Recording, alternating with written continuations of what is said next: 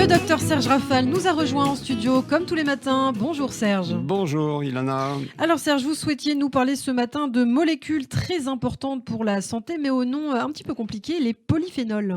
Vous avez doublement raison, Ilana. Le terme apparu dans les années 80 en remplacement de tanin végétal est compliqué car il désigne leur formule chimique, mais vous allez vite comprendre tout l'intérêt de ces molécules organiques étonnamment bénéfiques pour la santé. Alors les polyphénols, quelles sont ces propriétés? Des effets principalement antioxydants qui leur procurent la plus grosse partie de leur efficacité. Ils sont également anti-inflammatoires et protecteurs neurologiques. Alors où trouve-t-on ces fameux polyphénols? Dans de nombreuses substances naturelles comme les agrumes, le café, le chocolat, les fruits, par ordre alphabétique, l'abricot, la date, la figue, le kaki, le litchi, la pomme, la prume, et les fruits rouges, surtout, le cassis, la cerise, la fraise, la grenade, la myrtille, le raisin.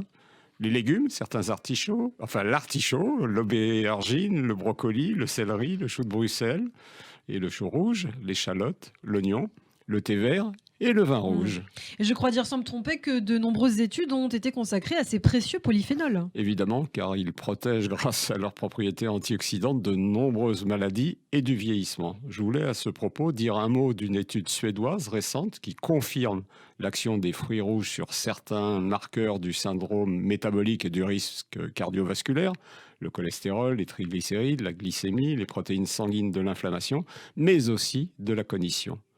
Bon, je vous ai déjà posé la question, mais rappelez-nous quand même, c'est quoi Serge la cognition? C'est l'ensemble des processus mentaux qui se rapportent à la connaissance et mettent en jeu l'apprentissage, l'attention, le raisonnement, la mémoire, la prise de décision, la résolution de problèmes. Alors que montre cette étude? Une amélioration des paramètres biologiques, ce qu'on attendait, mais aussi de la mémoire à court terme et de l'attention sélective. Et ceci grâce à la consommation pendant 6 semaines d'environ 500 grammes par jour de fruits rouges.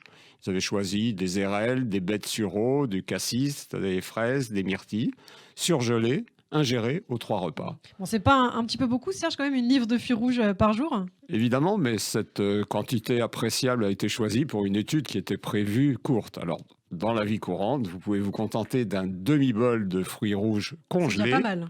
choisis obligatoirement bio, 4 à 5 fois par semaine, ce qui va remplacer ou se rajouter aux apports alimentaires habituels.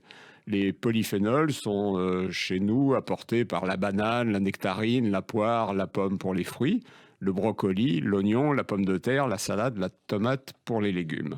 En conclusion, Serge.